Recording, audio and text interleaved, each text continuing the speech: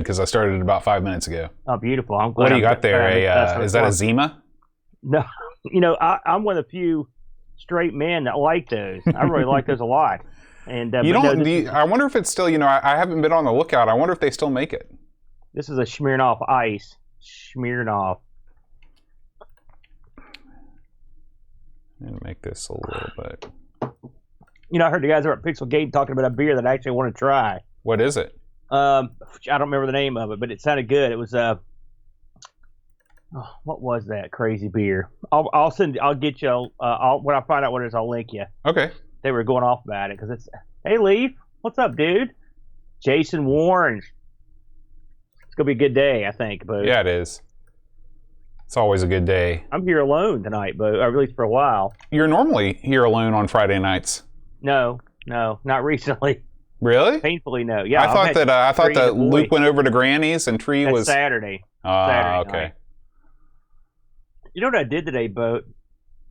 What's up, Olaf? You know, people are very good to me, Boat. And so I've had a stockpile of booze for several years that I've never replenished. Mm-hmm. You know what I mean? Yeah. And oh, you can't see me. I'm sorry. You can't see me. You're like John Cena, man. I know. I'm doing the thing with my hand, but you can't see it because you can't see me. But anywho, so I didn't. I ran out of decent booze. I've got some crap in there, and so I went over to buy a bottle of bourbon. Right. As you do. You know how expensive booze has gotten? Well, I don't know if it's a pandemic thing or it's unbelievably expensive. I couldn't believe how much the prices have went up on this stuff. How much are you talking about? Well, and it's a twofold problem. Okay, the first problem is that I've gotten used to drinking non-rot gut. You know, because people when they buy me booze, they don't usually get me garbage booze. It's not like they bring over a Boone's Farm. Right. You know what I mean? They bring over the good stuff. Hey, Frodo, Curtis, what's going on, guys? And so I looked at the offerings because, you know, back on the mountain, I was strictly a Seagram 7 or, was it Old Grandpa or some of these other ones that were Kentucky Gentleman. Kentucky. I know you. And so, lo and behold, even the plastic bottle booze has gone up. But I wanted to get something that was of a certain quality. Mm-hmm. And so I went with the Bullet. You know, I liked that last time I had it. So yeah, the Bullet bourbon. Mm-hmm. But I almost ended up getting some more Kraken. The Kraken's good, but you can't really mix the Kraken with anything. No, you know it's pretty strong. You just got to take it. Yeah, it is. Take it as it comes. He's got nothing on me, Rushi. I thought you were going to fall asleep, my friend. I need to change my lighting. I'll be back. Curtis, I'm feeling better, man. I'm feeling better. Thank you for asking. I like that robe, Boat. Thank you. This is my lounging robe. That is... I would always wear that, frankly. You know? What's up, Hermsky? How y'all doing today? Hey, listen. I don't want to overexcite you people, but for the live stream tonight, we're not screwing around. It's Odyssey 2 night. Oh, yes. Odyssey 2 / video pack. So after Amigos, we're going to play some Odyssey 2, gentlemen. It's going to be awesome. So we got two fun things. Check out the multi-card on this thing if you haven't seen it before. You have to set the games with dip switches, y'all. Dip switches. It's going to be great. Can't wait for that. Boat, you want to guess? Boat, do you want to guess what the last game that was on here? On the O2? On the O2. What do you think the last game we played was? Oh, it was definitely, it was probably that Wall Street game, wasn't it? No, because we have the cartridge for that. Oh, you're right. It was the Brazilian Popeye, right? No. It was Super Cobra. Oh, I would not have guessed that. That game is loud and proud and brash, to say the least. It's a painfully loud. Hey, Edmund. Oh, yes. You know, I got this robe from when I was in Japan, actually. I brought this back with me from my very first trip over there in 2007. I think I went 2007 or 2008. I love it. Very swank. Check this out. Very fancy, Boat. Look at that. I know. Have you done the deal? No, because the motherboard is not going to get here until Sunday. So this is heavy. I had no idea. I don't know what's in this box, but this thing weighs about 12 pounds. A heat sink and a fan. Yeah. Is what's in the box. Yeah. So you're gonna need those. Yeah. Now you've got the 9. Was that Yeah, right? I've got the 9. So you paid the big money. What's up, Bike Me? Yeah, I It's paid been- about, I think it was about 350. Holy, look, Boat, it's Joe the Zombie Hey, in Joe. the house. My gosh, how's it going, Joe? Joe, I did you love ever finish your home renovations? You remember Joe? He owns like a Victorian house, not unlike remember. the one owned by L. Frank Baum. L. Frank Baum. Yeah, you know that house he used to own. No. Well, I What's saw up, this Paul? made-for-TV movie about the making of the Wizard of Oz, and he lived in a house like the real Joe the Zombies. Okay, thank God, 'cause I didn't know what you were talking about, and now I don't feel bad that I don't know. I had no idea what you were saying. So tell everybody about your surgery, Bode, how it went. Well, they We cut were me all open, worried. Yeah. and they patched me up, and then they glued me back together. Hey, Polly. And so far it's coming along. You know, I They think I've got glued you. yeah. My first hernia surgery I had staples, but this one I think the hospital's a little bit better. I got it done at St. Mary's instead of over at Weston. I think it was actually just an extension of the You went to Weston the Lunatic first time. Asylum. Because remember, I was on vacation at Stonewall. Yes, I remember when that. it happened. Yes. So yeah. So anyway, the surgery was successful, I guess. I mean, I don't know. I could still have a hernia. You never know about these things. It's not like They wouldn't put you right together without fixing you. I would hope so. But I feel I've probably got another couple days of really intense pain, and then it will start to subside. So Really intense pain. yeah, like when I'm sitting down, it's fine. But as soon as I get up and all those things that were cut up inside of me rub together, it's not a good feeling. Not to mention that I've got some mesh in there that's also rubbing against those cut up parts. Can you feel the mesh? Oh yeah, yeah. I mean, I'll let you feel it. Come on over. Listen, Bud, we don't have that kind of relationship, dude. I'm not gonna be stuck touching your mesh. Listen, there's some cure-all over in that globe back behind you there. Yeah. Pop that sucker open, pour you some of old Tommy Joe's cure-all, and that'll take care of your pain. Patent medicine is what they call it. It might kill you. Yeah. But that's the downside of it. Well, Edmund, it's funny you mentioned that, the medical Mary Jane, because that in Cabell County, you can now get prescriptions for medical marijuana. So I've got to go back to Cabell County. Of course, I'll never go back there. It's a hellhole. We apologize to our viewers and listeners in Cabell County. The Chud. Speaking of the Chud, your stream really got over there from your what are they called? The Cabell County Irregulars or whatever? That stream. TeamSpeak Irregulars. They're not. Some of them are in Houston, for example. So I call them the Cabell County Irregulars at work. No one watched it. I didn't advertise it. It didn't matter, man. I told you. You start streaming, people will flock to you. We're actually. I'm going to put something together for tomorrow night. It'll be the maiden voyage, as it were. But me and Luke put up the Luke show one there. We had a real good time doing that. So I just want to test out my rig here, Bo. You know how it is. Mm-hmm. Putting the rig together is half the fun. You know what I mean? Oh yeah, I know exactly what you mean. That's what my favorite thing is, putting the rig together. Let me ask you a question here, getting back to medical marijuana. So let's say you're in pain, and Putnam County has got legal marijuana, all right, for medicinal purposes. Right. And you're coach now. Your job and whatnot. Would you alleviate your pain with it, or would you not use it?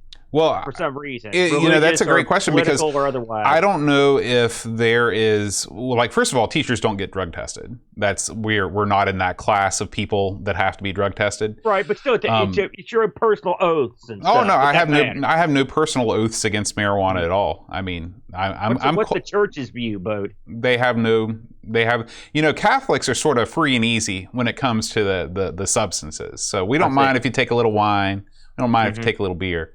Heroin, they probably draw the line at. No, cocaine's where you draw the line. Oh, bam! You see what I did there? Bam. But yeah, I mean, I've tried pot a couple times, and I was sort of underwhelmed with the feeling. It wasn't something that I really want to get. It just sort of felt like my body was just shut down, and I want to feel alive. Like when I get hammered on Amigos, that's when I feel most alive. That's when I feel most dead inside. Right there, that exact moment.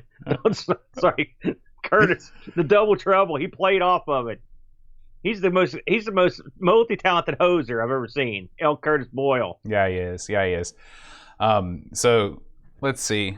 I want to make sure I've got everything. You know what you're missing? What am I missing? Some sort of ascot. Come Yeah, out of your, you're right. To come out of your robe. You know, right Christmas is coming. A t-shirt. Christmas You'd is have coming, that thing Aaron, going. and I would like to find an ascot in my stocking An from Amiga you. ascot Yeah. would be perfect for you. Yeah, I feel like I could rock an ascot like nobody's business. Well, I mean, seeing some of your other stuff, after the sweater vest and whatnot, then I think you could probably rock anything.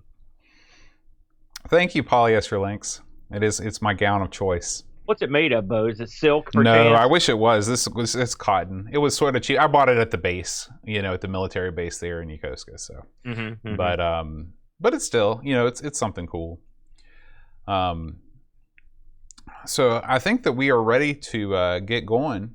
I've got the news loaded up here. Oh, I do need to remember to hit start on the recording before we start. Oh, before you do that, I did what you said to do. And there is the most half-tailed form you ever saw linked up in the International Computer Club forum there. So we can't announce that. Awesome. So we'll talk about that when we do our site news. You thank God you mentioned that because I'd forgotten. So as you know, well, I mean, hey, what can I say? All right, I'm ready. All right, ready to rock and roll, folks. So I'm going to hit the. Several things are going to happen again. So first of all, I've got 87 different windows open. So I'm going to close some of these windows. Yeah, Bode. Now we're still on the old computer, right? The old rickety, McKickety. Okay.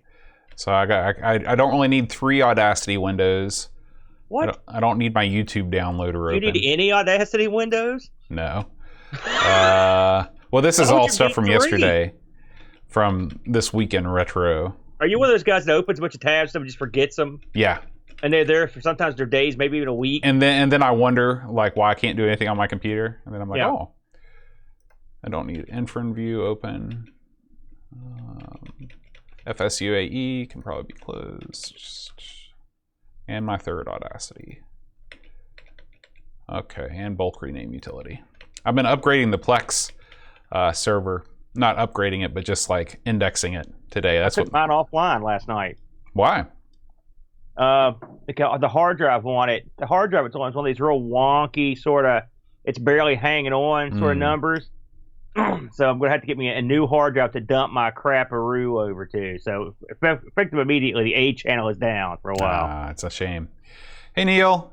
Hey Hermsky. What's going on, guys? All right. So again, several things are going to happen. I'm going to hit the blank screen. And then I'm going to hit record. No, I'm going to hit record on Zencastr first. So that's. I don't have to do anything. Right? You don't have to do anything. All right. All right. Let's see. Probably give me a hardy ho. Hardy ho! Ho, ho, okay. ho. Yeah, that looks pretty good. Okay. And is our sound volume okay, everybody? Does it sound like we're clipping at all, or is Aaron louder than me? Am I louder than Aaron? You're right. It is great. It's great to have Rob on board. All right. Okay. Now what we're going to do is we're going to go to the blank screen, and then I'm going to hit record, and when we return, we will start the podcast. All right, man.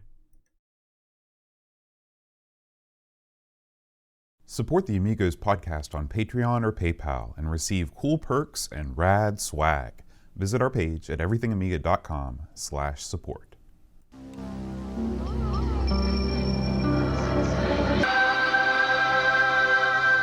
Amiga, the first personal computer that gives you a creative edge.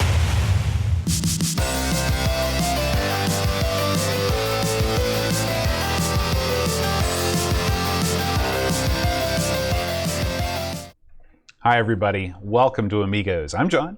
And I'm Aaron. And today, Aaron, we're going to talk about Tiny Little Slug. A captivating name, Bode. Normally before we start these shows, I like to think of a cool topic, a topic of banter around the subject of the theme of the game. I've got nothing this week. I got nothing to talk about. My slug knowledge is somewhat limited. The COVID has turned me into a not tiny slug as I slither around the house, like back and forth to the kitchen. Basically, is what I've done. Are you one of these types of people that things like slugs and snails, do they sort of freak you out? Do they make you shiver? Right, They're gross, weird, little slimy things. Yeah. I don't like them. I don't like to look at them. You know how some kids like to pour salt on them and stuff. I don't like. None of that. I don't do any of that stuff. Yeah, that was something that I used to thrill me as a child, and now I feel somewhat ashamed.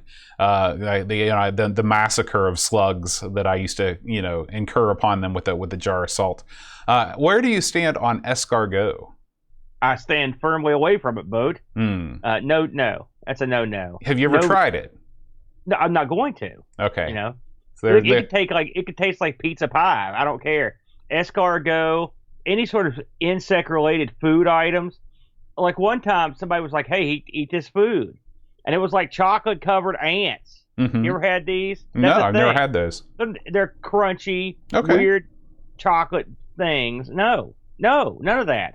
I know that's a delicacy in some countries, but out here in America, we're not eating that stuff. So unless I'm forced to eat it, or worms.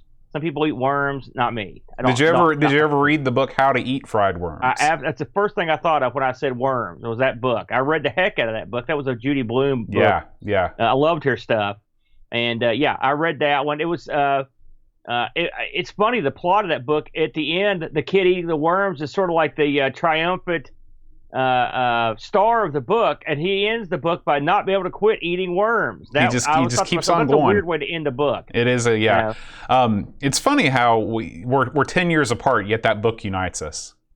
I read most of the Judy Blume authorship from back in the day. She may have written 100 books when I stopped reading them, but I read an awful lot of them. I don't know what it was. They spoke to you as a young person, I think. They did. They did. Super Fudge. Read that one. Yeah. Tell us the fourth grade nothing. Are you there, God? It's me, Margaret. I read all of those. Then again, maybe I won't. Yep. Yeah. Some of those books got a little racy, Yeah, they did. I learned stuff in there I didn't know. Yeah, me too. But I think that's sort of what they were there for. Probably. There was a subsector that didn't like her stuff. I don't know if they still exist, but I remember hearing people, deride her. But I mean, I liked it. I thought she was good at communicating with people about our age. Yeah. Yeah. And they were entertaining. So yeah, I read them all though, man. It took me back. But all that said, I never, after reading the worms one, decided to go out and try eating worms. Me neither. Not yet, at least. Aaron, let's talk about what's been going on in the Amiga scene. What's been going on our YouTube channel this week? We've had a pretty good allotment of goodies up this week. Let's start off, Boat, with you did a couple. This took me off guard, frankly. Was your R. Sinclair sort of reboot? You want to talk about your first offering here, which is Frankenstein Jr.? Yeah, well, every once in a while I glance over to my right and I see the thousands of Spectrum tapes that have been sent to us by many listeners over the year, most notably Roshi. And I thought, well, I want to do something with these. And since R. Sinclair is sort of on hiatus for the time being, why don't I just use my new camera gimmick to show the packaging, to open them up, to look at the instructions, and then just play them for a couple minutes. So these are like little bite-size ZX Spectrum reviews. So we started with Frankenstein Jr.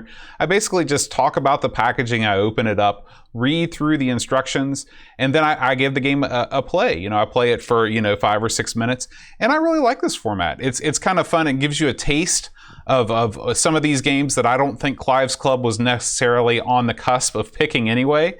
Frankenstein Jr. is probably no all-time classic for the system, but it was a lot of fun, and I enjoyed doing it. So be on the lookout. There's a couple more I've got locked and loaded for the next couple weeks. We'll release these about once a week, and every couple weeks I'll just record another set. You can see me record these live on Twitch, by the way.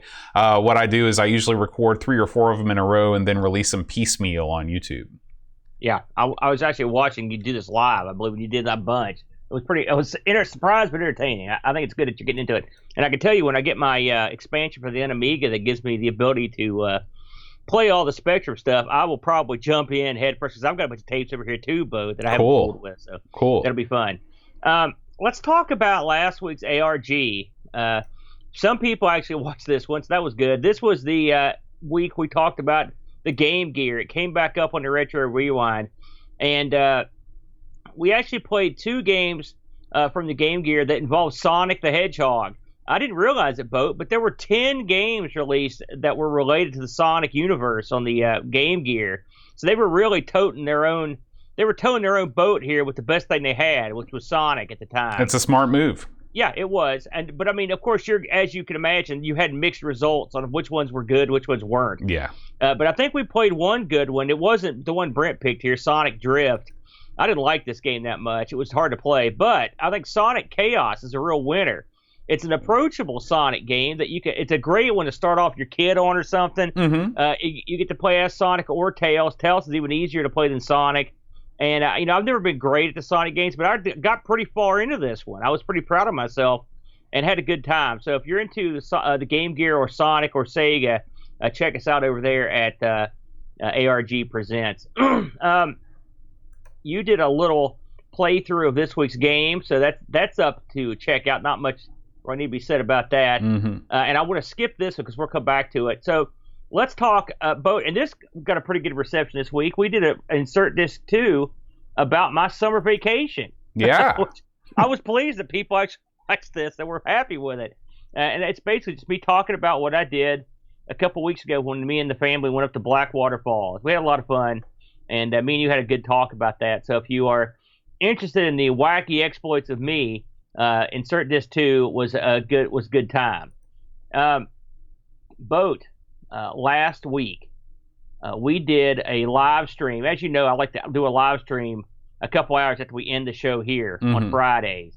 And last week, we jumped in headfirst with a more Amiga live stream. And this time out, we started off by playing several different baseball games on the Amiga because baseball season's here, Boat. Right. We tried out TV Sports Baseball. And we also tried out RBI Baseball 2, which were, I would say RBI Baseball 2 is not that good. And I'd say TV Sports Baseball is weird and not that good.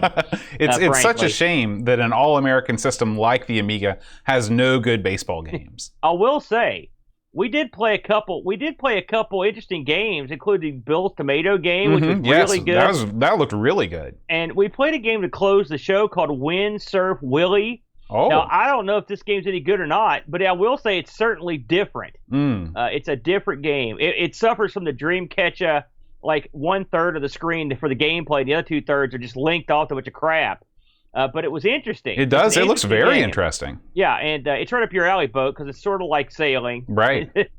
So that's one to try. But anyway, we had a good time. If you want to watch us play some Amiga games, that's the one for you. We looked at, Boat, you released, oh man, this segment, the Amiga 2020 Amiga Live segment. Yeah. So there were many triumphs in Amigathon 2020. Yeah. This was not one of them. No, we actually lost money during this, I think. Yeah, I saw the donations tick back down during the Amiga Live section. When this came up, because every year we're like, hey, let's play game with the listeners. That'll be cool.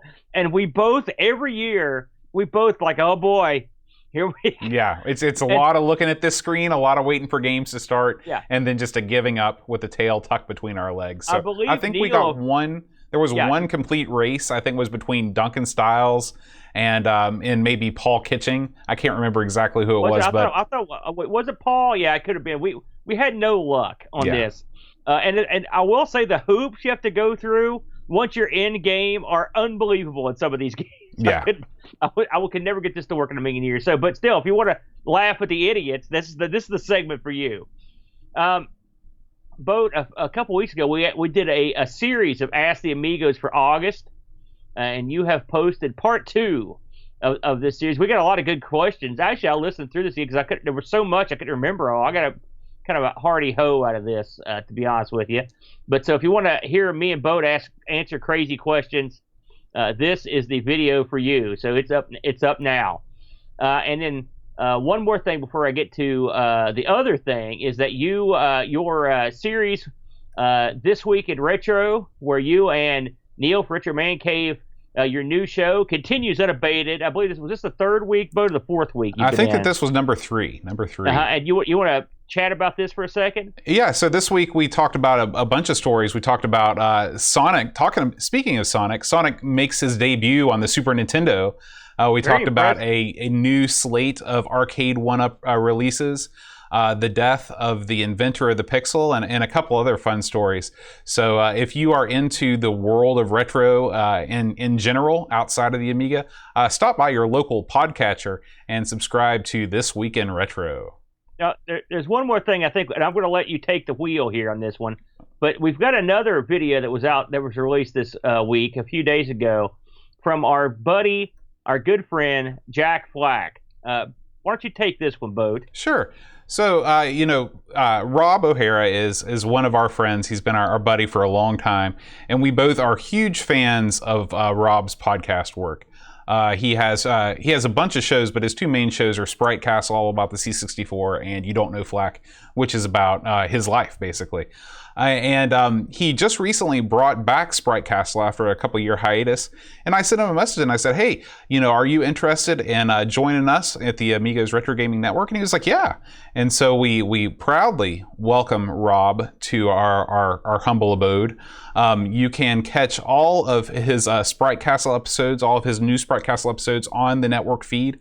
And you can see all of his YouTube videos where he actually goes through, he does what we used to do. After he produces the podcast, he goes and he plays the game for a while. So I really enjoy this. The first episode is Yar Kung Fu, one of our favorites. And you can check this out. And we definitely welcome Rob to both our YouTube channel and podcast feed, but also our Discord community. He's invited his patrons to come join our Discord. And I really love the community that we have going on over there. Yeah, I can't tell you how excited I am to have Flack come over and join up with us. I think it's great. He's a major reason why we got into podcasting, and his shows I've always enjoyed. And his Sprite Castle playthrough was real fun. And then I believe the audio for this just dropped this very day, the actual podcast. So check out Rob's stuff. I think if you kind of dig what we do, I think you guys will really get a kick out of Rob. Rob is a very good on the mic. He's a multi-published author and a very skilled and talented fellow, and also just a nice guy. Yeah. All right, Aaron. Well, that's going to do it for this week's site updates. Let's go ahead and jump right in. Oh, I hear it, Aaron. I hear it rumbling. Amiga News. You can't hear it, of course. But... That's right, Aaron. It's time for this week's Amiga News. We're going to kick things off right off the bat with a new video from our friend Ravi Abbott. What is the Guru Meditation Error? Aaron, have you had a chance to watch this one yet? This one, I didn't even notice that, so I must have missed it. What's the scoop? This is one of my favorite things that Ravi has ever done, because the whole first part of this video has nothing to do with the Amiga. He spends a lot of time talking about the history of gurus in Western civilization, just in pop culture in the 60s and stuff.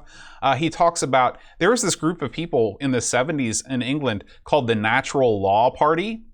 And these guys proposed a thing called flying yoga. And if you did this flying yoga stuff, it would help you achieve world peace in our time.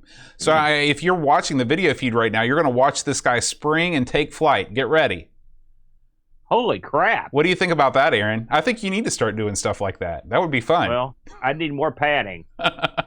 So anyway, after talking about sort of the history of gurus within our pop culture, Ravi talks about the history of the High Toro Company, the Joy Board, their sort of vaporware guru meditation game that they always said that they would create, and how that made its way into the Amiga OS.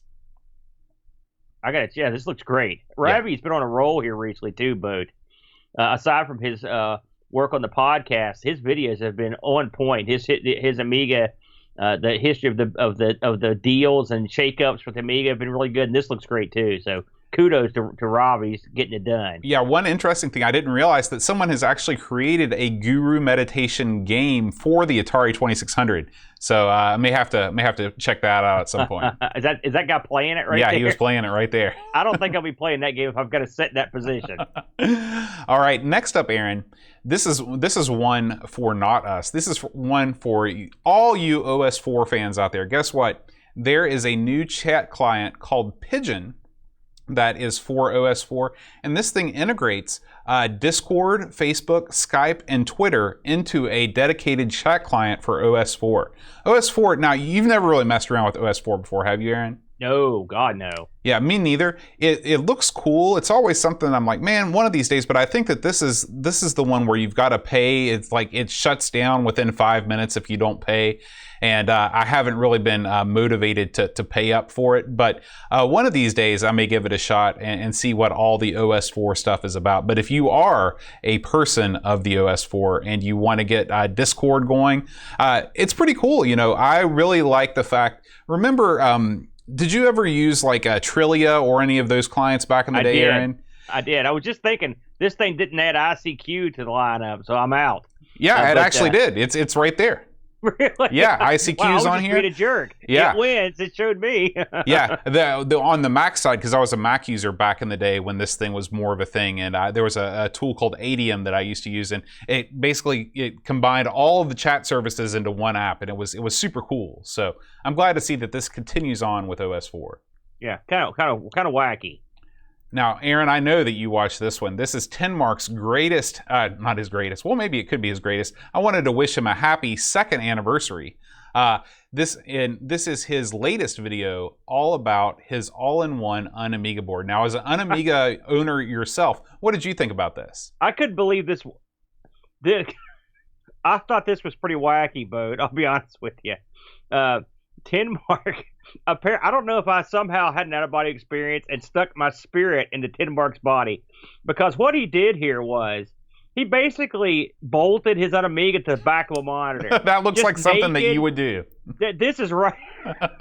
When I watched this video, I was waiting for the other shoe to drop. Here's the protective cover he got printed. Or here's just nope, nothing. He bare bolted board it to the back of a monitor, done deal. And I thought to myself, even I would have put something over it. You would have wrapped some electrical tape around that bad boy, something. you say that in jest, Bode, but black tape would have been covering this thing. I mean, it's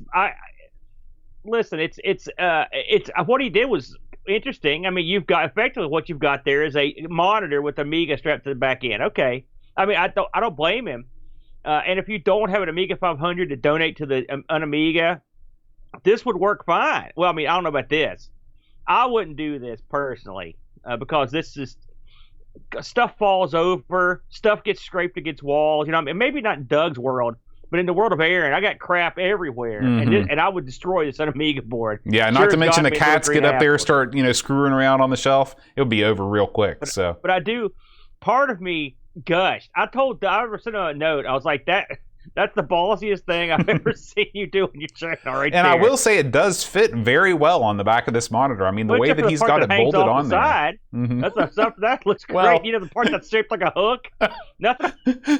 That's where you hang your hat, No, that's when coming from a hard day's work. Chain to this monitor and use it as an anchor. You got the little thing right there. Yeah. This was gutsy. Like I said, this was pretty wacky. Now, one thing I thought about that you could do is like maybe stick this thing in like in just like a keyboard. You know what I'm saying? Like get you a keyboard case, and then but instead of having a keyboard guts in it, use like a keyboard that sits on top, like one of those rubber ones, and then just literally make the Amiga take up the case. Yeah. That way you can have something protecting it. Something that's a little more my speed. But I will say I give kudos to Doug for his wacky exploits.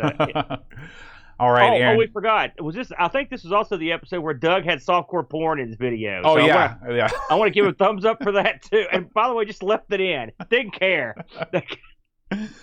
Coming up next, Bill, of course, Amiga Bell streams every Sunday, but this stream was very special, and I put this in here because you said that this was actually something that you were interested in watching, Aaron. This is where he had this guy on here that is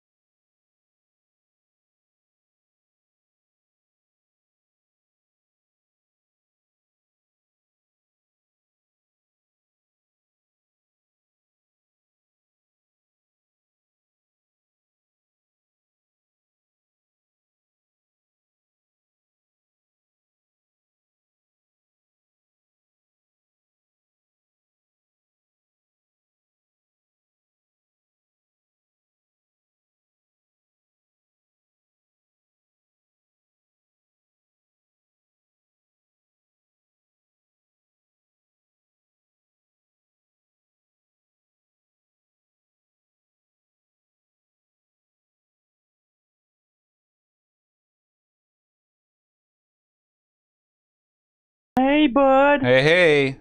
Yeah, it's that same thing as before. I'm hoping that the new computer will fix this because I reset my Ethernet adapter again and it started working. So,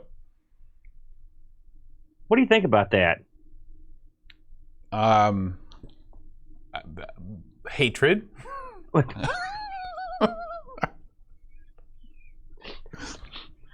Well, there you go then. We'll just take it from you introducing the Amiga Bill segment. We'll go from there. Yeah. Okay. So let me just. He blew in it, guys. It's back. I wish I could be as happy as Bill. Look Everybody at him. does. Look at that guy. He lives the life of a champion, though. He does. All right, here we go. All right, Aaron, our next story comes to us direct from Twitch, direct from Amiga Bill. You know, he does these streams every Sunday. This one was really special. He had the author of the Apollo OS.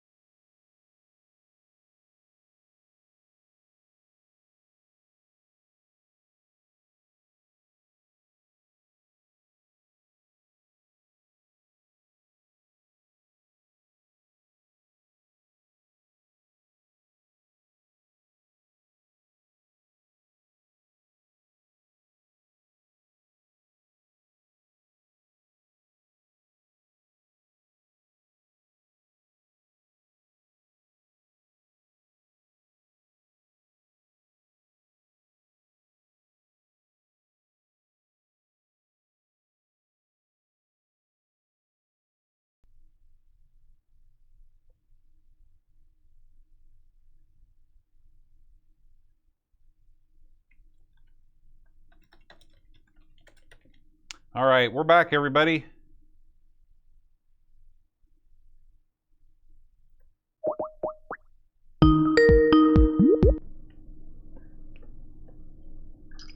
All right. Hey. So here's my thoughts. Maybe my computer just doesn't want us to do this story. That's what they're saying, that Bill is causing this to fail. Yeah, he is sabotaging the show. But we love Bill, and he loves us. Okay. He was very kind to me when I walked into his stream the other day. Maybe what? Whoa, sorry, making everything crazy now. Okay. All right, we're gonna try this one more time. Okay, I'm ready. Here we go. All right, Aaron, our next story comes to us directly from Amiga Bill. He has done a stream where he invited the author of the Apollo OS onto his stream. Now, Aaron, what can you tell us about Apollo OS? Well, what he's got going on here, they took an existing, I think it was Eros, and they basically modified it and taken out, this is described on the show, where they basically took the existing thing and they modified it and took out a lot of the fluff, they said, and they sort of made it to where it's ready to run on like a more high-end system. Mm-hmm. And so what you've got here, and they had to do this, boat, which is also mentioned in this story, because for distribution reasons, people wanted didn't necessarily want them to have the stuff from Cloanto, get all that stuff going on. So what they did was they were their hand was sort of forced, I guess, right. what I'm saying. And he says it started out with one of the guys on the team just tinkering around with it, and then one day they realized, hey, this thing, we could do something with this, and so they have worked hard on the OS, and it looked pretty good. I didn't get to see the whole show, but I got to see a good chunk of it, up to the point where they were playing some games. Yeah, I caught some of this. The game performance was not awesome. It was dropping frames like crazy, and from what I heard, they also had all kinds of internet problems, and so some of the games, because I watched a video that guy put out where the games look pretty good. Some of them. So maybe it was just a Twitch thing then. It was both. It doesn't run everything perfectly. There's still some a lot of stuff it doesn't run, but I mean, it looks like a pretty good effort, and it's.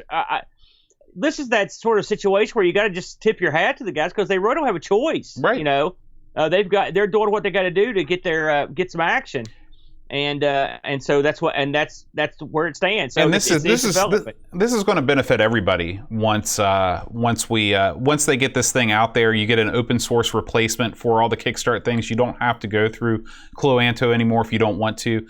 So I really appreciate what these guys are doing for sure. Well, from what I read, and I asked around about this too, from people that are way smarter than me, and my question was: is this a possible replacement for lower end classic machines? All right, and it's not. It's not. It's not meant for those machines. This will be for vampire machines, and I think also some higher end machines that aren't vampires. I think.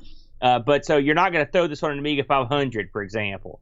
It's not, which I thought would be interesting. Yeah. But still, it's interesting, and it's one of those things where necessity is the mother of invention, and that's what they're doing. They're going to work. So, and if you aren't keen on the whole vampire situation, you got to give the credit to these guys to go in there and sort of pull themselves up by the bootstraps and get it done. So I'll give these guys a lot of credit. You know.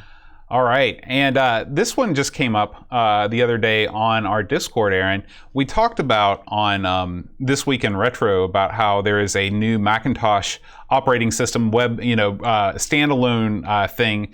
This seems like the first steps to getting to what I want, which is a self-contained exe file that basically runs all of Workbench with a shared folder, so you don't have to mess around with any presets. You just click and go. This is what's known as taws.ch, taws.ch, and you basically you are greeted with a screen to select your Workbench environment. So we will go with what's your favorite, Aaron? I would say probably 3.1. All right, we'll go with 3.1 plain. You hit the boot button, and boom! Almost instantaneously, this thing loads 3.1. Now, that's neat. Yeah, I don't think that there is any sort of sharing functionality here. Like, I don't think there's a way that you can locally load files. But this is the first step into getting there. I really like the way that this is set up. I always prefer 1.3. I think 3.1 looks hideous. It's like some bad Macintosh ripoff. But 1.3 actually has some character. So I always like to load this one up first. It's a neat way to sort of investigate. There's a bunch of OSs that I've never even heard of, like 3.8 and stuff like that. So you can check that out. Again, taws.ch. Check it out in the show notes. Can you do anything with it, both? I mean, No, not really. I mean, you can click around. All the links work. You can go in here to your presets. I'm sorry. I think actually some of the I think 3.1 actually has some more folders. But there are some folders that you can click around in.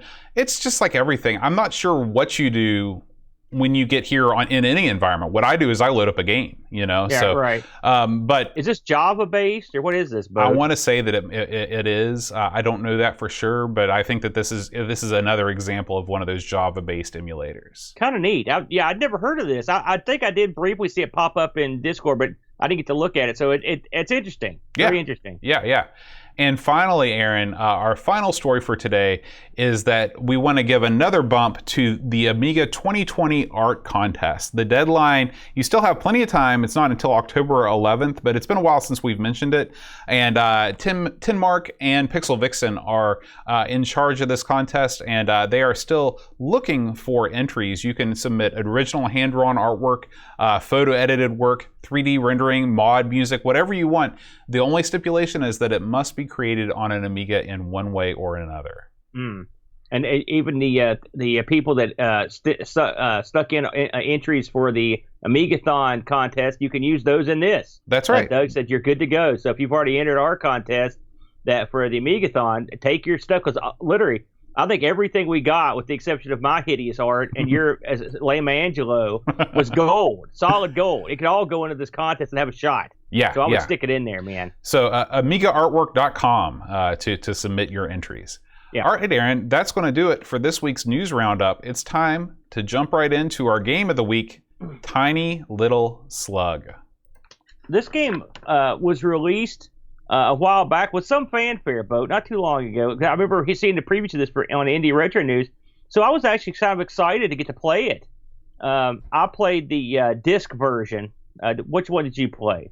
The disc version, yeah. Disc version as well. And I knew that I was going to need save states, so I played this one. I actually used Amiga Forever to play this because I had to. Although really, I will say after playing it, I don't necessarily think you'd have to do it that way. No, but we'll get into that. So, Tiny Little Slug again just came out this year, published by APC and TCP, and developed by Macaguy Studios. The coder on this was Andre Zeps. The graphics are spelled Cool Guy style for Explorer, and the music is from Slammy, also spelled Cool Guy style. And the box art, Thomas Boisset. So, and it does have a nice box art. This is one of those new gimmicks where you can buy the boxed copy with the disc and CD, or you can buy the boxed copy with the CD, or you can buy the CD, or you can just get the download mode. And there is a price platform, which I think you're probably going to want to talk about later. We'll get into that. This runs on a lot of stuff. This will run on basically like a pretty plain Jane Amiga, and it'll run all the way up to like a CD32. The one thing it won't do is run on NTSC Amigas. Yeah. There are no NTSC Amigas. It's non-factor. I've got several sitting here that say otherwise. So I'm looking at the minimum requirements here now. It will run on 512K of chip RAM and no fast RAM and Kickstart 1.3. So that's, remember, you always complain about these games requiring mega systems. Not this one. This is something that's ready to rock and roll on the lowest of the low end. Yeah, man. And if you want to run the hard drive version, you're going to need a little bit more jack. 6820 and a Kickstart 3.1, 512 chip, 512 other, and of course your hard drive space. And there's also an option for the CD32 gamepad. And this even has online scoring mode. So if you've got the Amiga set up where you're online, this has a live database of scores, like a scoreboard. That's really cool. Yeah. So, what is this game, Boat? It's a strange little game, really. You play a slug, so that it tells you what you are on the box. You're a tiny little slug, and your goal in this game, your ultimate goal, is to get the strawberry. Which that doesn't sound like much. But to get the strawberry, you go through the entire game. Right. So, not easy. And along the way, you're going to help out some other little critters that are having some problems. This is a game. I was thinking about this today before we did the show, about how to explain what this game is. I mean, at its heart, I will say puzzle platformer, although at first you're really not doing any platforming as you would normally do it, because the slug can't jump. Well, I think that it's still fair to call it a platformer. There's nothing about the platformer genre that says you have to be able to jump. You're still traversing platforms. I would call this an exploration puzzle platformer. There you go. Well, that's very well categorized, Boat. Now, later on, you can earn the ability to jump, but at first you can't. You just crawl around. So what's the gimmick here? Well, the slug can crawl up and down on ceilings, the whole 9 yards, but he can't go around corners on crawling. He can jump. He can basically fall to a certain square to go. So basically, he could go from one hanging area to another within a certain little space. So he can get around pretty well. But what this means is you have to take crazy routes to get to stuff. Sometimes to get around stuff, and that's the game really. The game is set up around the wacky things you have to do just to traverse a room. You know, you'll have to go multiple ways to get through these different levels. Along the way, your slug will encounter stuff like spikes, stuff falling from the ceiling, including blocks like stalagmites, or stalactites, I should say. Get it right. Yeah, I know. Hey, listen, I learned that last time I was at a cave. You know, stalactites, hold on tight, right? Also, you'll also have to encounter all kinds of little critters that will kill you. Everything from little bouncing blobs to like bees. all kinds of wacky stuff. Plus, there are also boss battles you have to take on. Mm-hmm. The game starts you off in you basically jump into a big hole. That's how the game starts. Yeah, you see the strawberry on the other side of the chasm, and you fall into a hole. The game is split up into several different levels. You've got just basically your dirt level. Then you'll eventually go into an ice level where everything's frozen. Then you'll go into like a lava level where everything's real hot. Mm-hmm. Then you have to basically get out of that level as lava comes up at you, which is real exciting. Then you will go into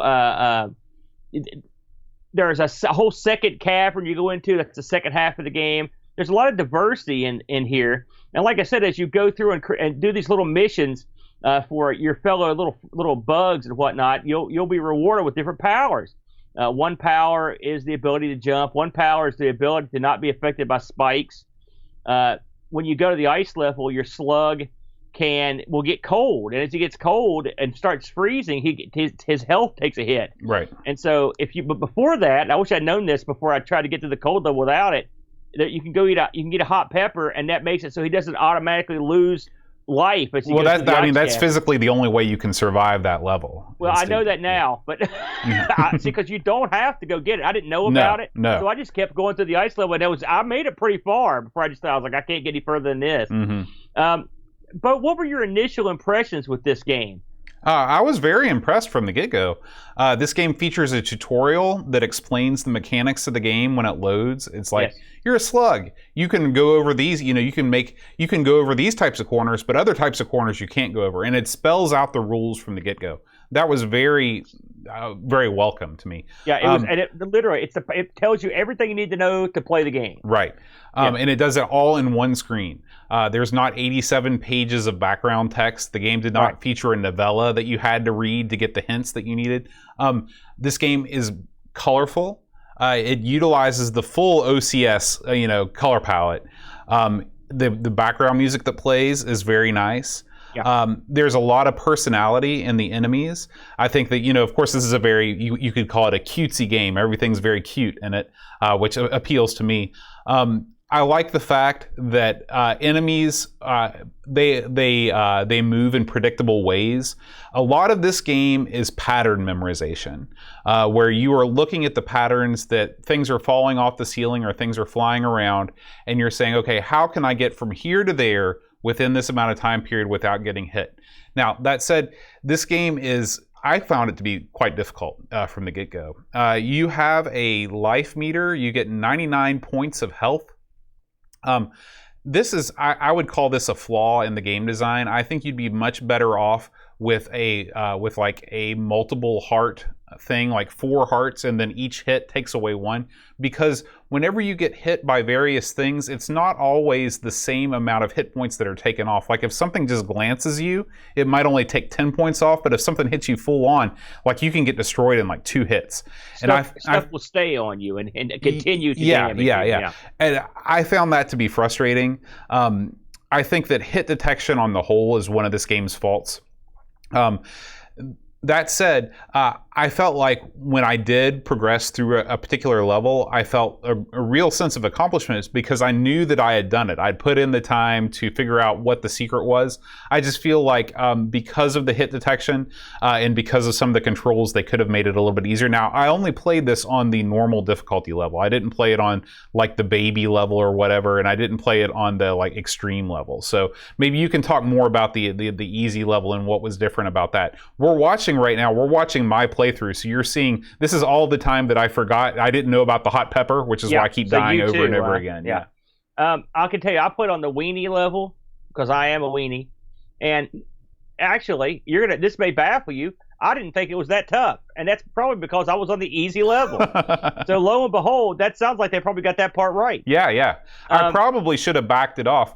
The problem is that I get frustrated with games when they, instead of just calling it easy, they call it too easy. Then I feel like they're insulting me as a man. That's okay. They can. Hey, listen, I can't be any more insulted. There's nothing this game can do that I haven't heard already. So just the heck with it. Baby me up, brother. So, but yeah, I took the easy level. I'll tell you something. This game, right out of the gate, I'm loading this thing up, and I can tell This is a whole different animal here than we're used to with these newer games. This thing comes up with great music. There's splash. There's a nice opening. Mm-hmm. You know, you can tell. Okay, someone knows what they're doing. Somebody gave a design-wise. crap, is what I like to say. Well, I mean, no, it's just that. Listen, I mean, I'm not let's a be game honest. designer. Most of the I'm not a games that game we play designer, on so this I show, can't put all this stuff in that I want to see in a game, but they did. right? I like that. What I mean is, most of the games that we play on this show were created under time constraints of one type or another, and it's obvious that the people that designed most of the games that we play weren't able to put in every single thing that they probably wanted to. When you have an independently produced game like this that's essentially done on the author's free time, he can make it as polished as he wants it to be, or she can be, she can make it as polished as she wants it to be. Right. Well, I think they right out of the gate, I thought it looked good. So when it starts up, like you said, you covered it nicely. The opening, the demo. Because I'm like, this thing, I had an idea of what this was from seeing it on Indie Retro News, just a little tidbit of it. And I thought to myself when I saw it, it's like, man, this looks like it could be tough or annoying. And they demonstrate it perfectly. They explain exactly how the slug works, and that's all I needed to see. And so the demo at the beginning was perfect. You pick your selection, you start off, you're in, and right away, the first couple screens, they don't mirage you, at least on the level I played. You've got time to figure out what you're doing. The first couple of screens are just trying to figure out how do you get around. I appreciated all that. The music was good. The music changed on the different levels. I like the music. So what do we got here? We've got a game with sound effects and music that looks good. What else do you have? Well, the controls. I didn't have any trouble with the hit detection myself. Now, again, I was playing on the easier level, but I mean, the one thing that you can't. I think I could play off what you said with the hearts. I like the system I thought they give you a pretty good amount of health, but the one thing they don't do that I think would save this system is to give you at least a second of invulnerability when you get hit. Yeah. If you did that, then you'd have something, because like Boat said, you can get killed. You can have full heart, and if one of these little bees or little doodads gets like on top of you, you're boned. I mean, it can kill you like that, like super quick. So it would help to have it's a few seconds of time to get away, because also you're a slug. It's not like this guy's bounding off. It's hard for him to move around. Here's another thing that this game does right, is that they follow the current convention in platformers in that they do not give you a set amount of lives. You have unlimited lives in this game. Yeah. If you don't pass, there are checkpoints aplenty. If you die, you just go back to the last checkpoint and you try again. Yeah, and the checkpoint system, I want to talk about this. This checkpoint system is the answer to the problem we've had with so many games, Bode, including games that I love, like Lionheart, for example, as they have these incredibly long levels. All you have to do is do what this game did. Put a checkpoint system in that you go back to when you die, and it replenishes your health. That's I like the fact that it's a visible checkpoint system, too, because if you can see that checkpoint just lurking around the corner, you're like, all right, I can do this. I just need to make it this much for her. And it's very, it makes you feel encouraged. And even if you die, you'll know that where the next checkpoint is, it helps. Plus, another little gimmick you can do is if you checkpoint up and then you go somewhere where you need to end up going back, you can just get yourself killed and they'll take you back to the checkpoint. Nothing lost, and that way you don't have to go back through a lot of stuff that you didn't have to. You don't feel like going back through. So you could sort of use it as a quick travel too, occasionally. But the checkpoint system is a huge boon for this game. The lack of the lives, like I said, that makes this game is surprisingly approachable for an Amiga game, which I appreciate because you could put your kid on this and they can have a pretty good time and not get super frustrated. Now, this game does not hold your hand. Like we talked about on the ice level of this, we should mention that these levels are pretty much all joined up. So it's not like the game there's only a few times where the game actually exits to a loading screen. For the most part, this stuff pretty much keeps on going. And so, but it doesn't tell you where to go or what to do. I mean, it's sort of the levels sort of lead you in a direction, but they don't. Yeah, I mean, this is another trend in sort of modern platforming. There's a game called Ori and the Blind Forest that's a lot like this, where there are levels and there are environments, but they're all connected together, and the game encourages you to explore and to find alternate paths and things like that. Yeah, well, I mean, it works. I haven't played a lot of the more modern stuff, but I like this trend. If this is the way it is, I thought it was refreshing, to be honest with you. Boat put on a harder level than me, but on the level I played, I had pretty good success. I made it past the first boss, which for me is a pretty good. It was hard, That was where I checked out. I could not beat that first boss on the regular level. One thing you learn, Boat, is that and we should mention that the boss. First of all, this game has boss battles, which is cool. I believe it's got 3. I think it's got the first guy you fight, which is in the frost area. It's got a lava guy, and then it's got a duck. Right. I think that's all of them. And the first guy you fight, you have to. It's a big block that bounces around, and you've got to basically position him to have stalactites drop on his head and hurt him. The key to this guy is the little in the middle of the room. There's a little like tiny space that's up in the air. That's just wide enough for your slug.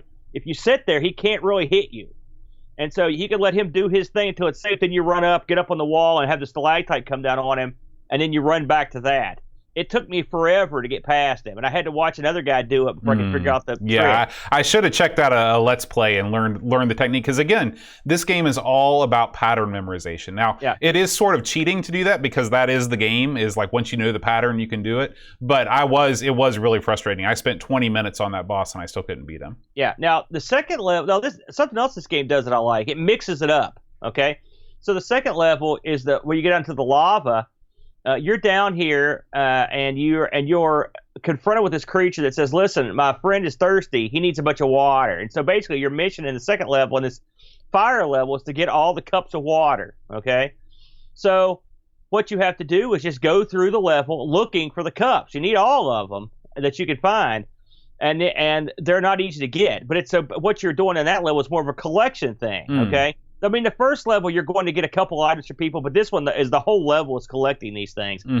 And when you finally get enough water to make the guy happy, you can fight the end boss, which is sort of like the first end boss, except this guy, he spits fire down on you, and every once in a while, at first, he'll spit fire and then come crashing down to the floor, and then if you're not there, he'll hurt himself. But after a while, he becomes immune to that. But then he starts spitting fire plus a thing. And when the thing hits the floor, you move, and he'll come crash down onto the thing, and that will hurt him, and eventually he'll die.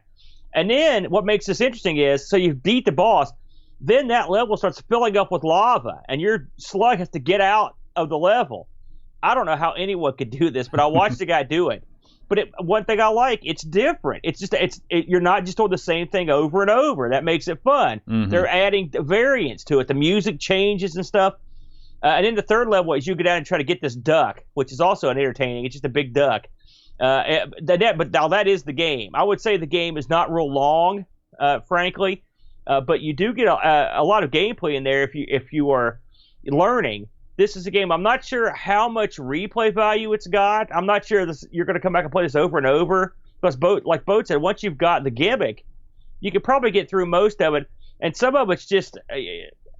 Some people better than me can probably get through it a lot quicker. It would probably take me a good while to beat it, but that would be the replay value, just trying to beat it. But now it is worth saying that even though there are checkpoints in this game, there is no save game system built in. So if you are looking to have like a multi-session play, you're going to want to use an emulator with save states. I think I read that the hard drive version does let you save. Oh, okay.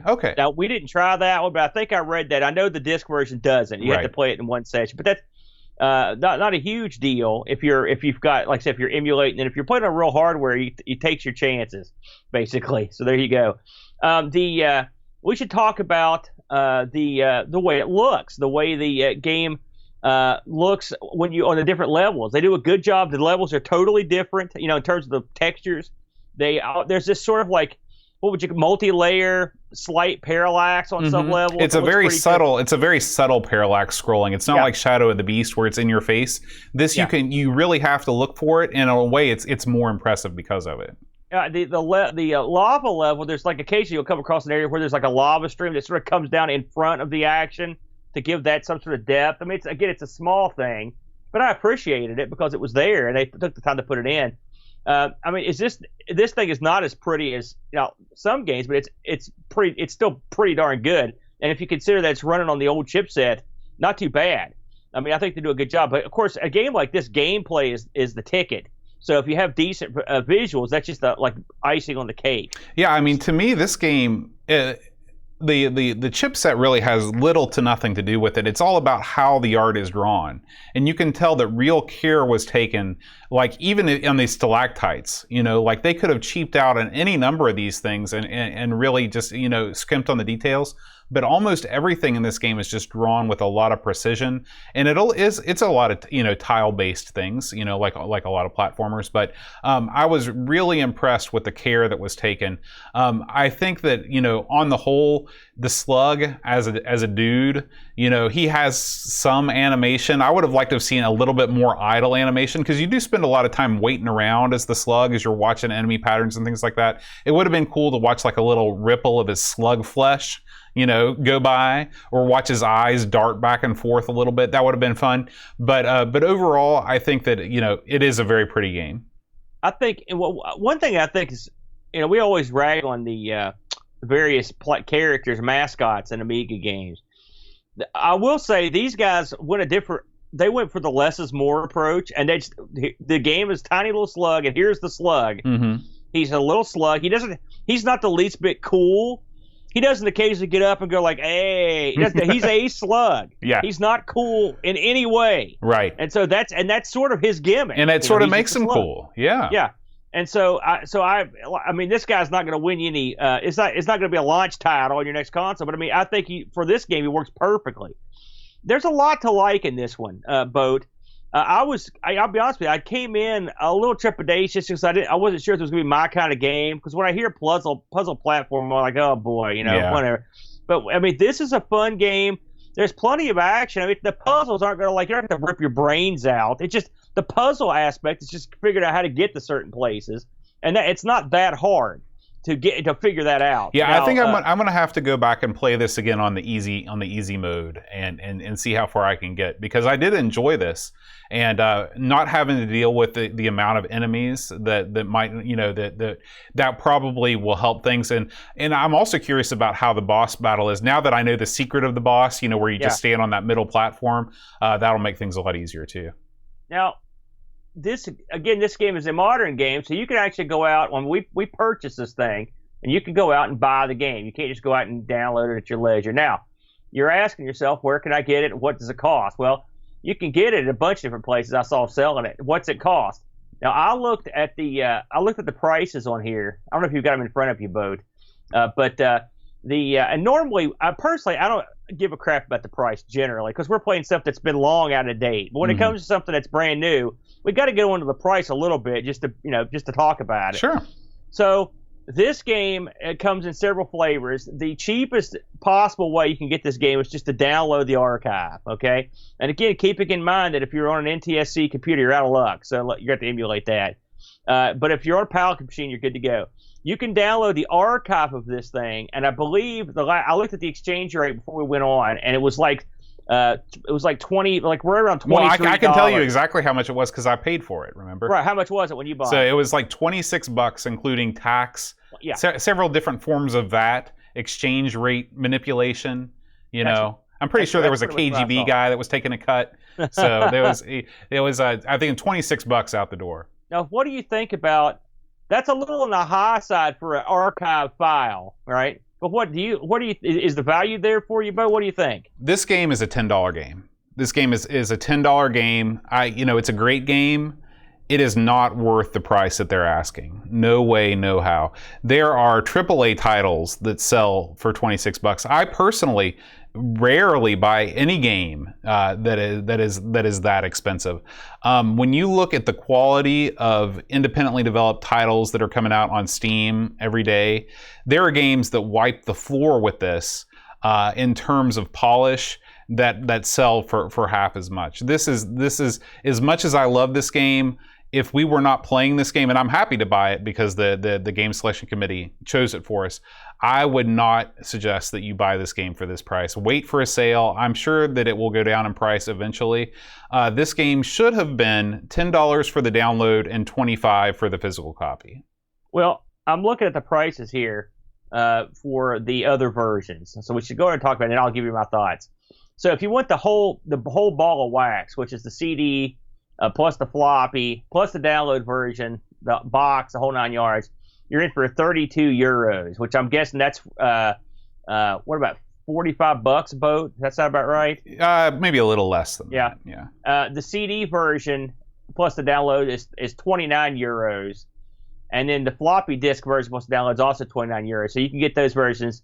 And so you're really not paying a whole lot more to get a better, the box version. This is one of the few times probably recommend something tangible for your money. And I don't think those prices I don't think that's too much to ask for the versions, because they also come with the download. So what I would do is probably buy the floppy disk version, and unless you have a CD32, I'd buy the floppy disk version, and then get the download and put it on whatever I'm playing my Amiga stuff on. Now, as for the price, $29 is steep. I will admit that. However, I will say this: we've looked at some of these more recent releases, and we've often lamented that we're not getting a more awesome game, a more awesome modern game. And I think this is one of the best ones we've played. I think this is a really good game. I think I would almost say it's worth it, except for the fact that it's not super long, and that's a problem. If you can beat a game, if you've only got a couple hours worth of gameplay. Yeah, well, here's the thing though. You've got more than a couple hours worth of gameplay in this thing. What I'm saying is, when you watch a speedrunner do a game in 2.5 hours, that doesn't mean that the game is a 2.5 hour game. I watched a normal guy who died a lot get through the whole game in 40 minutes. So I'm not saying I could beat it then, but I'm saying you're probably talking. You could probably, if you sit down and played it for a while, 5-10 hours, you could probably get through the whole game. When you're going into the realm of paying $30 for a digital download, that's a little pricey for the amount of action you're going to get there. I probably would say $10. Sure, that'd be a heck of a deal, but I would even go into the $15 or $20 realm total with tax and everything. I think it's a little bit pricey. Listen, I'm just telling you, this is. When you make a game and you put it for sale, you want to maximize your sales. And it's proven that if you charge less, you'll sell more in volume, And when you price your physical release, when you price your physical release at like 5% more than your digital download, then you haven't done your margins right. I mean, it's weird, isn't it? It's just not smart. It's not a smart business decision. And so it's a shame. I like this game, but I don't think that it's right for this price point. My guess would be, Boat, that the reason they price the digital out like that is to move more of the physical copies. Maybe you're right.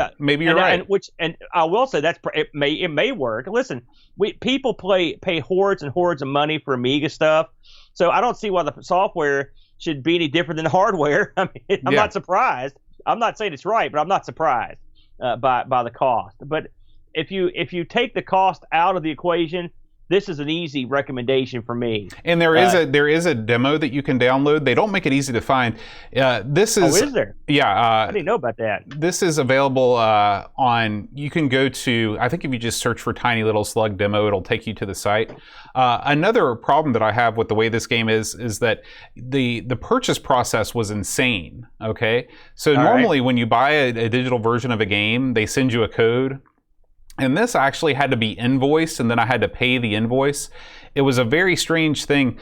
And it wasn't horrible, but when you're used to buying, like I buy a lot of Commodore 64 games on itch.io, where it's a very painless process where you just run through the thing and you download the file and you pay for your game and you're good to go. But this is sold on, I think, Amiga Net or something like that. It's one of the European Amiga sites. All right. Well, that's good insight, Bo. Because there's no way I could have known that. Yeah.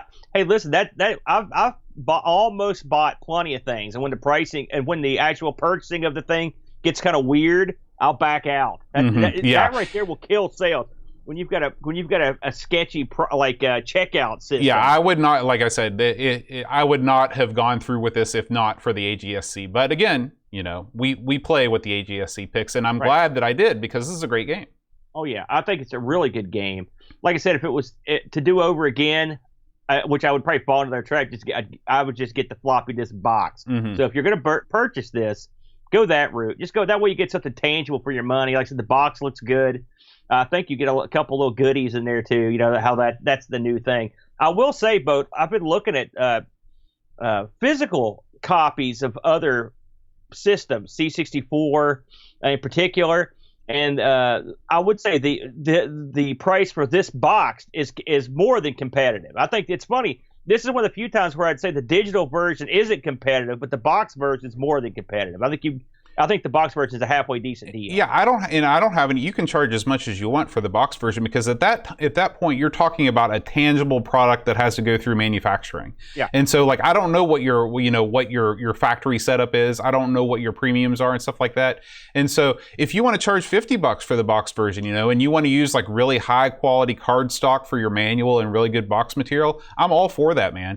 But when it comes to just downloading a raw file, it's a hard sell at the current price. Yeah, but like I said, and I think Boat says this as well, taking the price out, it's an excellent game. Excellent game. I was surprised, Boat. I'll be honest with you, I was real surprised on this one. That's pretty much all I got. We know the price. There you go. Go get it. All right. Well, we did get a couple Discord reviews, Aaron. All right, what you got? And some of these, I believe, were based off the download or the demo version, so keep that in mind.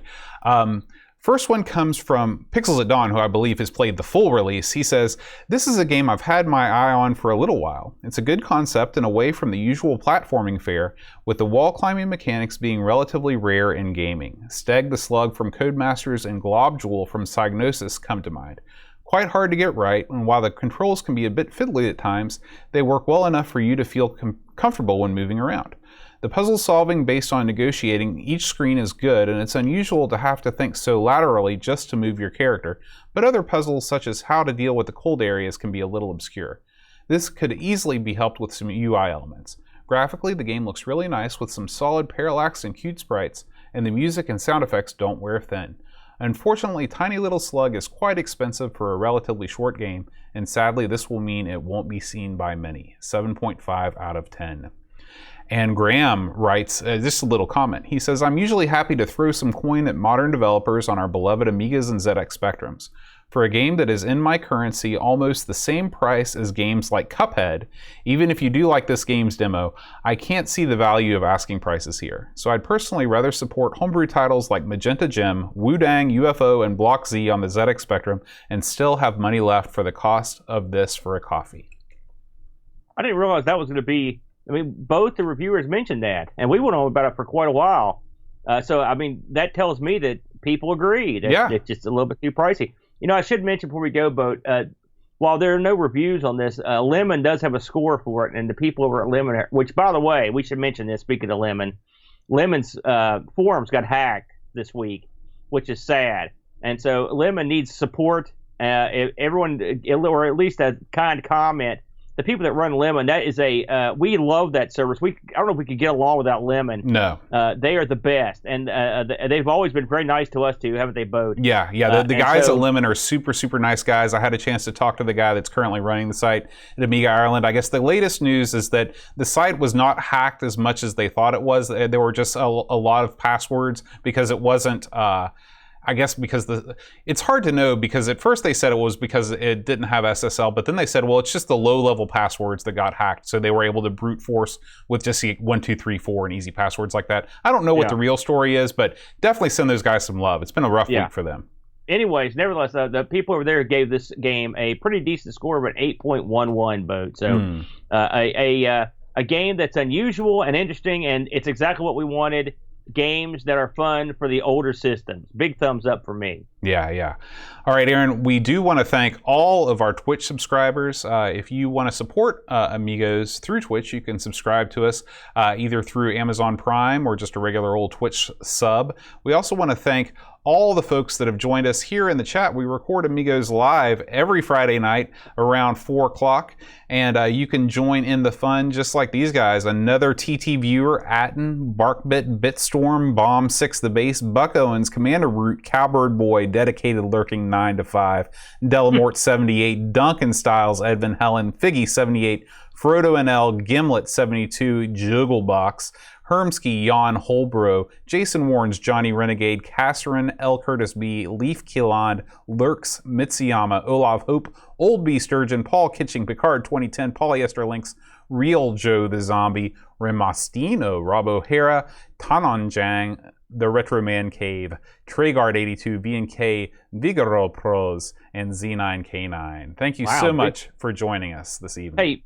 Bo, we got a couple pieces of work before I forget about it. Okay, man. My friend. Let's talk international. Oh, yeah, Computer Club, Boat. We're putting something together. We're not sure what it is yet, but it's something, Boat. And what it's going to be is International Computer Club. It's a big name for a big concept, Boat. We're going to gather all of our chums, all of our computer-owning chums that are a part of our Discord, and have one blockbuster International Computer Club meeting September 12th, Boat. And the sign-up sheet has just went up in the International Computer Club part of the Discord. It's a very simple sheet put together by an absolute idiot. And all you've got to do is put your name in there if you'd like to go on early or late in the show or you don't care, and what you're going to do and how long you need. And then that's it. We're going to use this to gauge interest and see how long this is going to go, what we need to do to get it ready. We think we're going to use the Zoom or Zoom-like software to have a big, good time with everybody, showing off what they're working on, showing off their game room, whatever you want to do. I know Carter said they want to talk about some a Coco thing. Sure, no problem. This is International Computer Club. Any computer, any console, go crazy. We're going to have a good time. So if you're interested, pop over to the Discord, International Computer Club, and sign yourself up. And this is open for anyone to come watch when it happens. So you don't have to be a member of our Discord if you just want to come and join the live chat. Yeah, and it will be streamed right here on Twitch. That's right. Bode, a shout out to our new social media expert. Give him some love here. That's right. We want to welcome Duncan Stiles to the team. He has taken over for us as our social media czar. If you follow us on Facebook or on Reddit or everywhere but Twitter, I'm still doing the Twitter, but he has been knocking it out of the park. When I'd post stuff on there, we might get 10 or 20 people looking at it, mostly thumbs down. When Dunk posts a video, thousands of people just hailing his name from around the world. So thank you so much, Duncan. I appreciate you, Duncan. And social media not my strong point, Bo. Once Google Plus went under, I was toast. I saw you tweet that picture of that barbed wire match today. People love that sort of stuff. Let me tell you. Hey, you got to admit that's something you've never seen before, isn't it? It's true. I hope I never see it again. Oh, come on, Bo. Anyway, thanks, Dunk. Last week, Aaron, nobody got the Patreon song. Okay. Now, that disappointed me. It was the Kinko Man soy sauce song. Are you aware of the Kinko Man soy sauce song? Show me, show you, Kinko Man. This was very popular in the early Flash internet days. Okay, I don't know if this was a real commercial or not. I'll post it on the Discord later on. But I was hopeful that somebody would remember it, but nobody did. So yeah, 0 for 0 on the Patreon your tastes song are obscure and wrong, but yeah. We did get a new Patreon supporter this week, so we'd like to give a special welcome to Frag Lord number 6620. Frag Lord. With that many numbers behind you, you know you're tough. That's right. That's right. Good Lord. Thank you, Frag. If you know the name of this week's Patreon song, send me an email at john@amigospodcast.com, and I will announce you as a winner on next week's show. Frag Lord 6620, cello code marked by Leno Love, Hope Hermsky, Jonah A.K., Simulant, Jeremy, Ethan, Little Alien Breeder, Dave Velociraptor, Calbert Boy, Joe Fuchs, Langdon Son, Luke Hudson.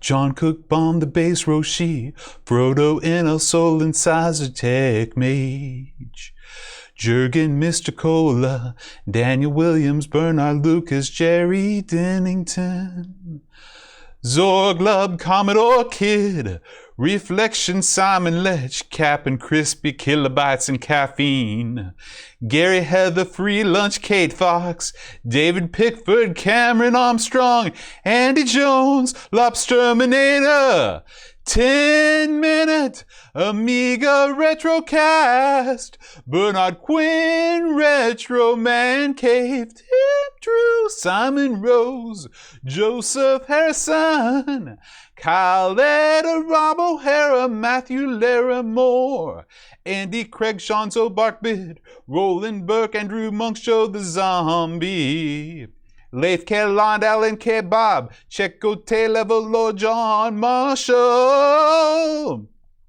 Matthew Pell and Ricky DeRocha, Creepy Dead Boy Figgy, CTZ, Stefan Sorgan, Mortensen, Edvin Helen Blendo 75, Christopher Hessel, Ravi Abbott, Chris Foles, Dreamcatcher, Lauren, Giroux, Graham, Fabke, Adam Battersby, O'Brien's Retro Vintage, Gary Hucker, Paul Bossman, Harrington, Duncan Styles, Taze from the Crypt, Josh Nan, Adam Bradley, Jonas Rulo, THT, Eric Nelson, Kim Tommy, Humbertstadt, Daniel Bingston, Brutal Barracuda, Darren Coles, Jason Warnes, Pixels at Dawn, and Kjolbjorn Barman.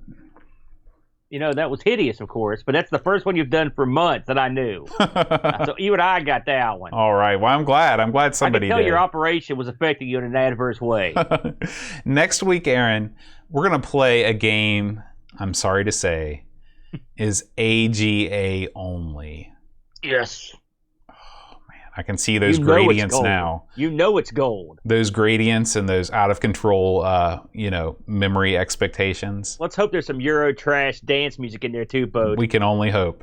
Roadkill. Roadkill is the name of the game. This was suggested by Amigos Game Selection Committee member, Bossman, Paul. Is there a non-AGA version of that? I don't know. I don't know if there is or there's not. But oh nope, you're screwed. Yeah, we will be playing it next week no matter what. And we will see you then on next week's Amigos. We'll see you guys next time. Until then, adios. All right, and we'll stop Zencaster. Yes, AGA. Eat it, Boat. By the way, this came out for the CD32, so you know it's gold. Yeah, that's a sure mark of a champion. You know it is gold. Gold money, Boat. I love it. Oh, we're done, aren't we? We're done. That's weird. Oh, we're not going to film 30 shows tonight? Not tonight. We will be at the, let's see, how many more weeks do we have until our next Ask the Amigos? We got 2 weeks till the next Ask the Amigos. We'll do that on the 4th. My God, we've had 30 episodes of this month's Ask the Amigos. Yeah. Hey, anyone interested, tonight, around 9 o'clock Eastern Standard Time, get ready for the All Request. Bam! There it is, Boat. Odyssey 2 live stream. I can't wait. Odyssey 2. Not Odyssey 1. That's for suckers. I've been waiting for years for you to do a quality O2 stream. I love the Odyssey 2, so. I've already tested it. It looks brilliant. High definition blocks as big as the sun, Boat. And I've got all these numbers right here. These are all different switch settings for my multi-cart, y'all. You might want to post a link to that on Discord so people can pick out games for you to play. I think I may do that, Boat, because I'm going to need help. There's so many games that's overwhelming to a mere man like myself. People can help me, so that'll be a good time. Whoop. Well, I made it through without dying, so I feel pretty good about that. It's the robe. You look good, Bo. You sounded great. I'm thinking about wearing the robe full time from now on. I think you should. Sort of like Hawkeye. No. You're more like the Dan from Ninja Sex Party. Oh, I'm not familiar with that group. I'll have to check them out. That's All right, we're done. We'll see you guys later. Muchachos. Mwah.